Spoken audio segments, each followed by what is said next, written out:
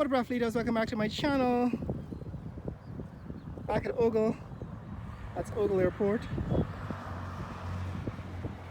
We actually haven't visited Ogle in a while. Probably should go back in and take a look at what's happening with the new developments there. They seem to be building some constructing new buildings on the property. But at this point, this area, they seem to be constructing a new runway or an extension of the runway at Ogle. Right, this is supposed to be like a quarter-mile extension to the runway. And what we're looking at here is a couple of guys rounding up some cows that are straight onto the property. But this is Guyana. This is what development in Guyana looks like. That's the Ogle Road. Traffic on Ogle Road is running beside us, and I'm walking on this new bypass road. It's actually widening the road that is going to eventually become the East Coast bypass road from the East Coast Highway out there all the way down to Eccles, right? The Eccles interchange. Peters Hall Eccles interchange. In the distance, that's the AC Marriott Hotel that's being developed here, that's being constructed here at Ogle. And running beside it is the bypass road. If you want to see more about that, see the video that I just posted. What I want to talk to you about in this video is something I've been planning to discuss in a sit-down video. In other words, I was going to sit down, face the camera and explain to you, but I just never got around to doing it. But let me do it now. So let's talk about the situation with power supply in Guyana. So the problem with Guyana is that for the past 50 years we've had unreliable power supply. Those of you who grew up in Guyana, back in the 80s would remember blackouts. Blackouts continued in the 90s, blackouts continued in the 2000s, in the 2010s, the teens, and then now in the 2020s, there are still blackouts. So for the past 50 years under both governments, we've never been able to solve the blackout problem. But recently, the current government, the BC, have decided to solve the problem temporarily by importing power. That is a ship that is fitted with power generators was rented. That ship is now docked in the Berbice River at Everton and is being hooked up to the power grid to supply power to the national grid. And this is the kind of what I call very bad third world ideas that continue to keep the nation in a state of underdevelopment, because the mentality does not change. Right? I made a video criticizing the decision to rename the Guyana police with the word policia. Remember, I made a video back in December how the current government had decided and made the decision to label the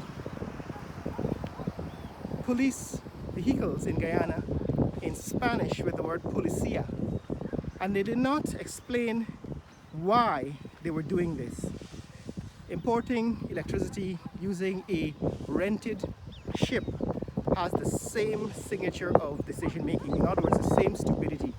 Right? I'm going to explain the stupidity of both decisions and why they're similar in this video. So back in December, the government, in fact specifically Mr. Jack Dale, decided that he was going to label the police vehicles with the words policia. And the reason why I know it was his decision is because he came out and defended it in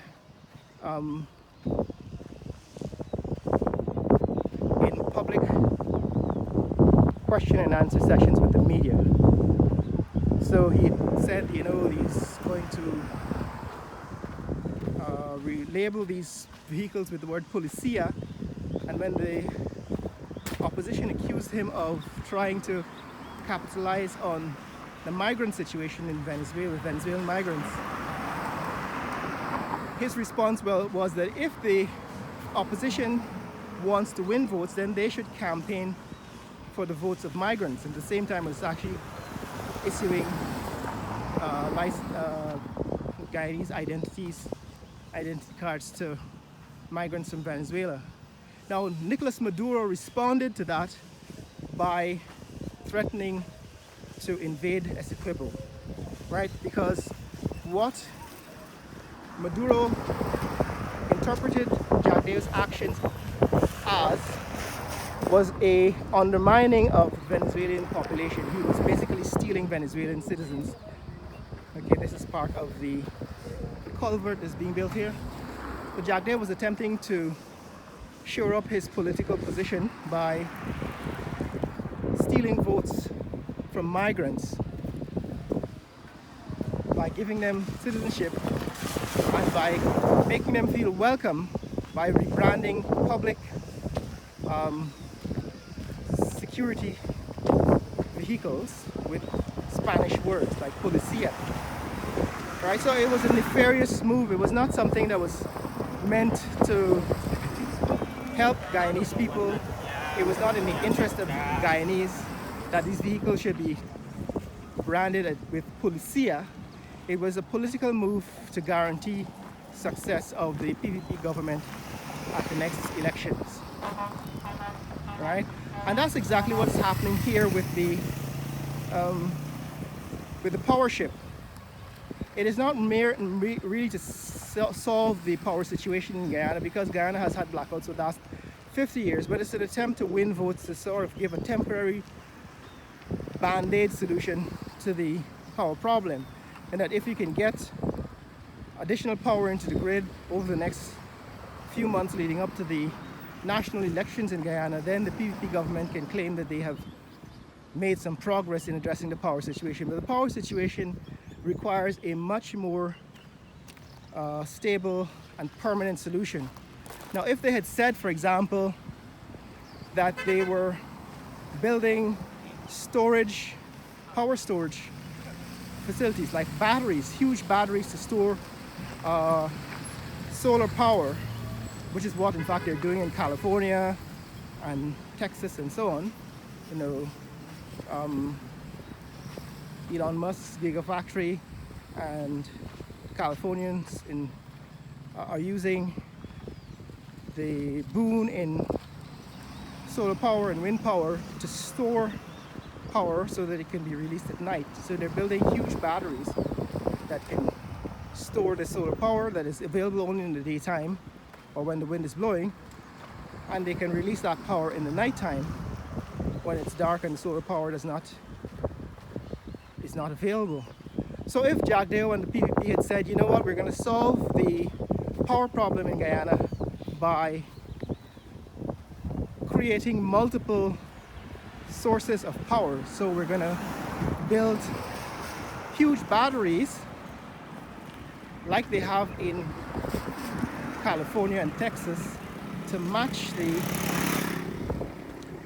increasing production of solar power. You know, they're putting in solar farms around the country. That would have made sense. But importing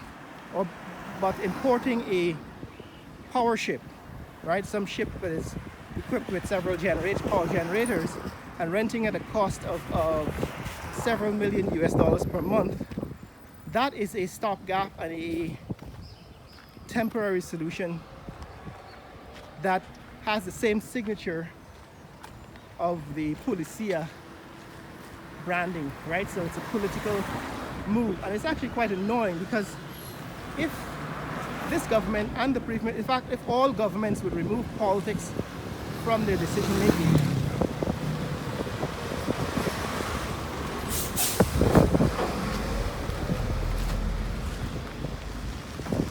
and allow the thousands of Guyanese who are trained electrical engineers to solve the problem. If with power in Guyana, this problem would have been solved 40 years ago. The problem with power, because the problem with power is that it needs to be continuously addressed. It can never be solved once and for all, because as the country grows, the demand for power grows, and power has to be generated at the time it is needed, at the time it's used. You can't build a power plant and say, okay, we've solved the power problem forever. You have to keep building more and more power plants because demand is variable. The demand for power is variable, and you have to generate the power on the fly.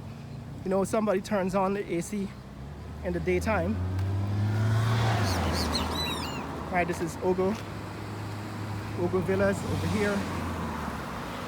If somebody turns on their AC and they're building more and more buildings with AC, the more ACs that are turned on, the more power is demanded and the more power has to be generated.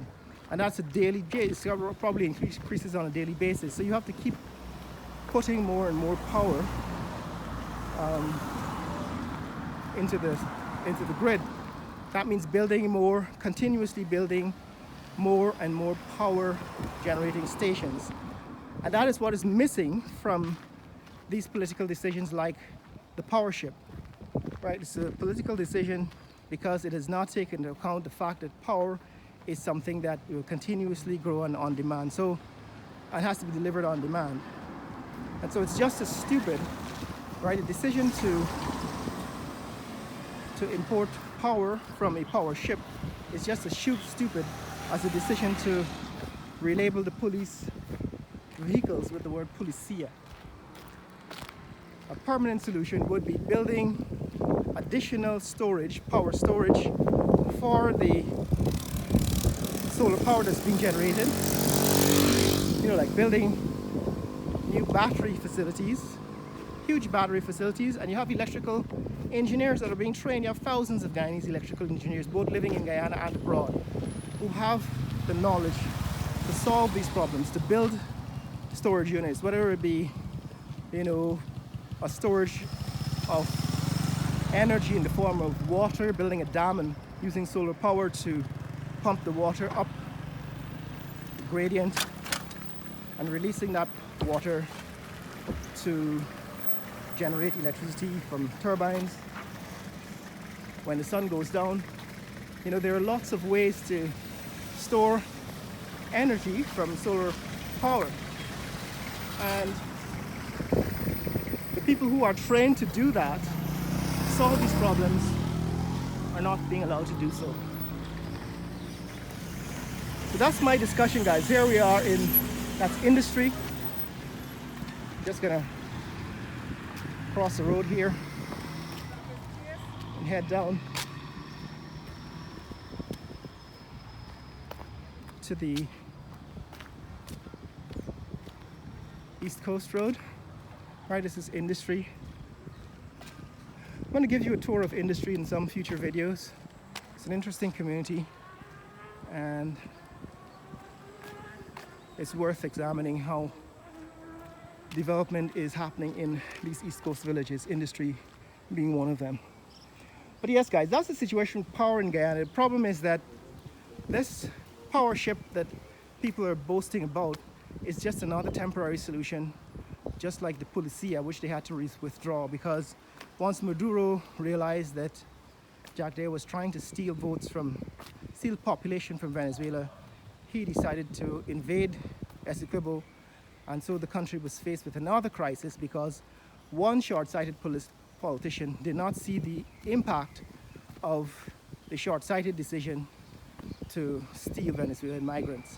And that is the same signature that is coming across with this power ship, right? Because it is not a permanent solution. A permanent solution would require a situation where you generate more and more power every day, right? You actually have to solve the problem with a policy of generating an additional X megawatts of power each year. So pick a number. We're going to generate an extra 250 megawatts of power every year. And so the solution that you pick has to be one that continuously builds more power generators into the system, and not something stupid and shallow as renting a power ship. So that's my opinion on the current situation with power in Guyana. Remember, I promised to make this a sit-down video and never got around to doing it, and it's been taking a while, so I just decided I will deal with it in this video. But tell me what you think. If you want to see more content like this, share this video with friends and family around the world.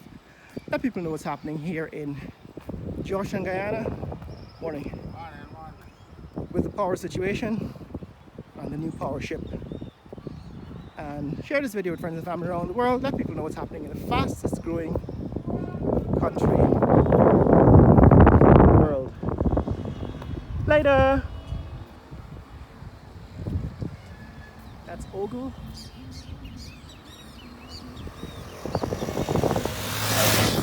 East side of this road. And this is